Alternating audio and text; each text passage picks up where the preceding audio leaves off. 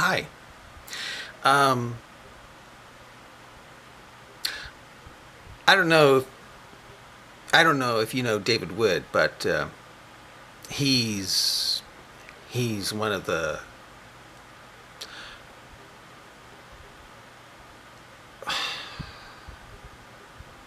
I think I'll say it. He's the greatest Islam exposer on the internet because he gets the most views.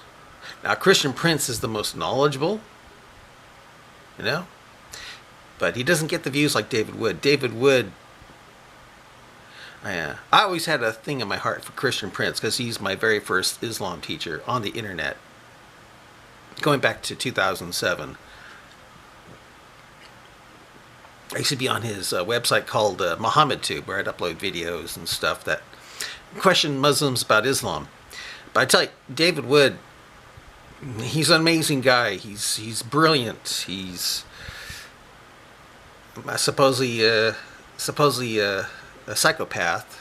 But if you listen to his past, I think I can see why he might have, become a psychopath. But anyway, his favorite Quran verse is Surah. It's Surah 33, verse 53, because he thinks it's funny. Because in it, well, I'll read it to you, and you'll see why he thinks it's funny. It says, "Do you believe?" Oh, it says, "Oh, you who believe, enter not the prophet's house unless permission is given to you for a meal." And then is add, not so early as to wait for its preparation. But when you are invited, enter, and when you have taken your meal, disperse without sitting for a talk.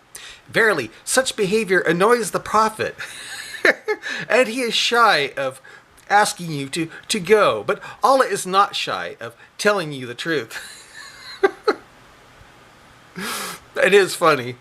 And when you ask his wives for anything you want, ask them from behind a screen. That is pure for your hearts and for their hearts. And it is not right for you that you should annoy Allah's messenger, nor that you should ever marry his wives after him. That is, after his death. Verily, with Allah, that shall be an enormity. Here's this eternal tablet. And you have it talking about don't annoy Muhammad in it. It's very apparent that Allah is a sock puppet of Muhammad for having that in the stupid Quran. But anyway, that is funny. But to me, the funniest passage in the Quran, for me, that I tell you, that is funny. But this is the funniest one. It's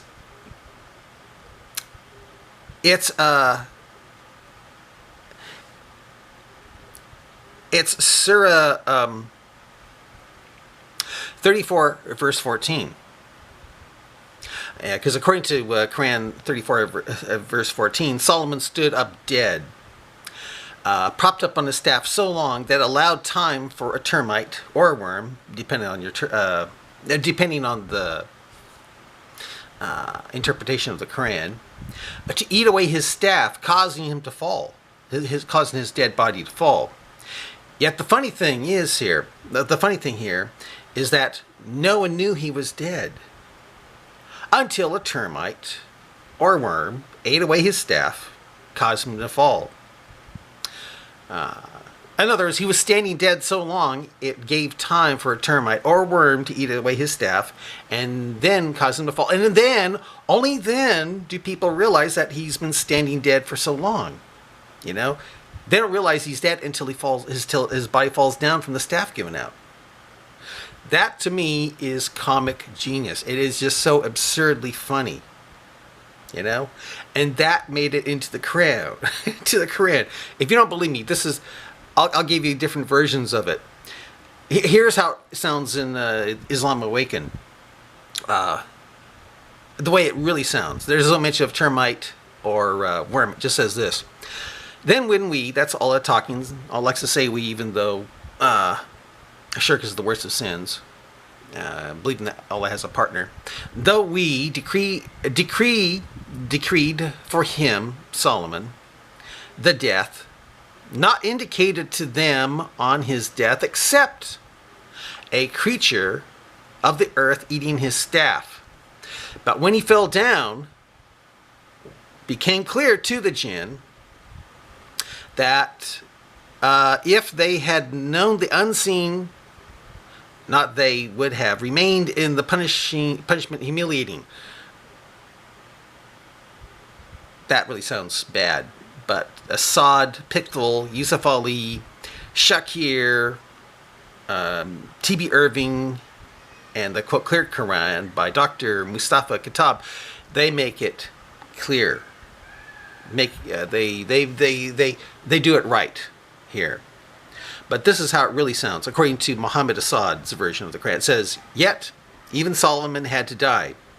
But when we, Allah, decreed that he should die, nothing showed them, the people, that he was dead except an earthworm that gnawed away his staff.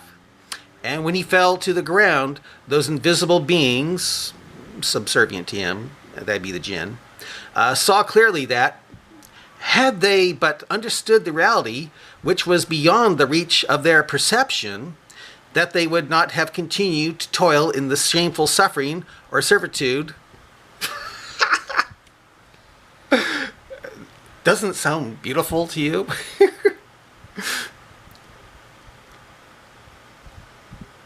No, it goes to show you that they're really stupid to not know that he was dead and standing dead long enough for an earthworm to eat away his staff.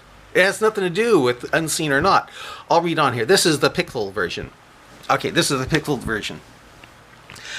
"And when we," that's all again, "decreed death for him, Solomon, nothing showed his death to them save, that means except a creeping creature of the earth which gnawed away his staff.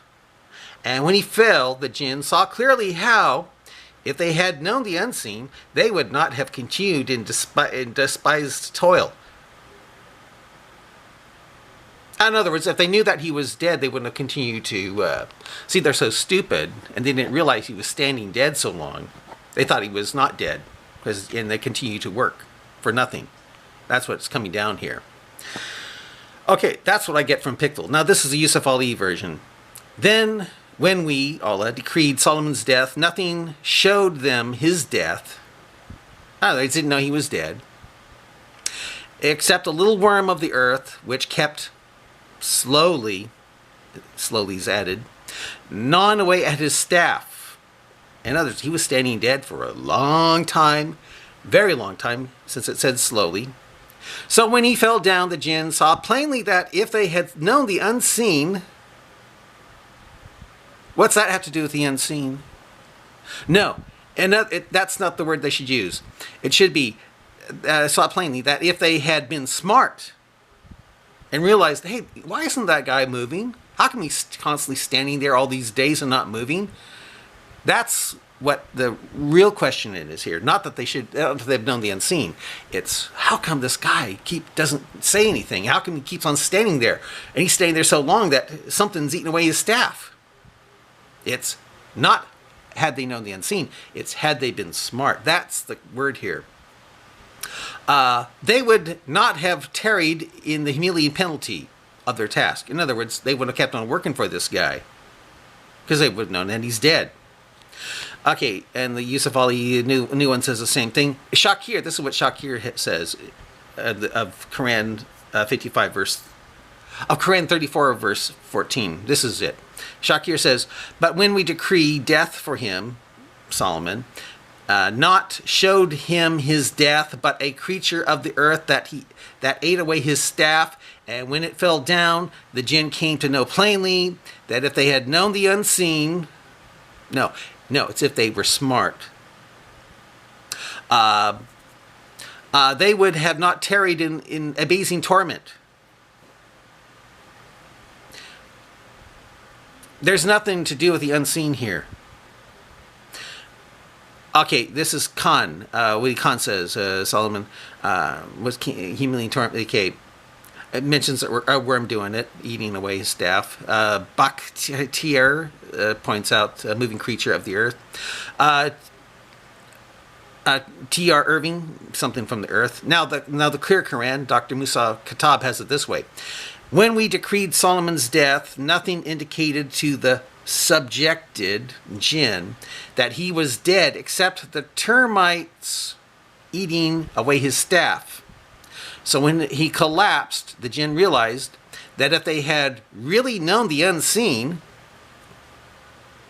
if they were smart, nothing to do with the unseen here, they would not have remained in such humiliating servitude. The thing that's so stupid, and what I find is the funniest thing about this, is the most comical and stupid thing in the Quran, is that Solomon died and no one knew he was dead. It's not just the jinn.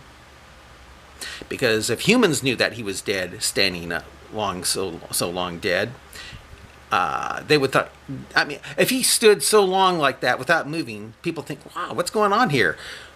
He's standing long enough for something to eat away his death. What's wrong? They would have checked him out and found out he was dead. Has nothing to do with the unseen or whatever. This thing goes totally counter to human psychology. It goes to show you just how stupid and annoying Muhammad was of human psychology. I mean, if I saw someone standing, perched on his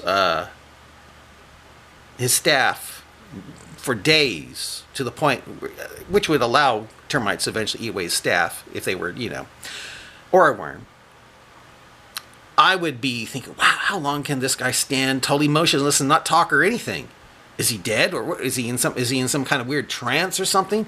It would make a lot of news, But they don't realize it's because he's dead. And only when he falls down do they realize, oh, he's dead. You see how comically stupid that is? This has got to be the funniest thing in the whole Quran, next to what David Wood thinks about how having people come and staying annoys the prophet. But Allah will let you know.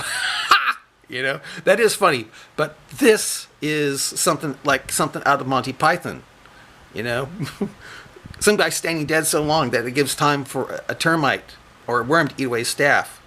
And when he falls down, only then, oh my gosh, he's dead. That's not the unseen. That's had they been smart and observant, not how they'd known the unseen, they wouldn't have kept on tearing under this guy. That's what it comes down to. Very stupid scripture and very funny. And to me, it's the funniest thing in the whole Quran. Bye.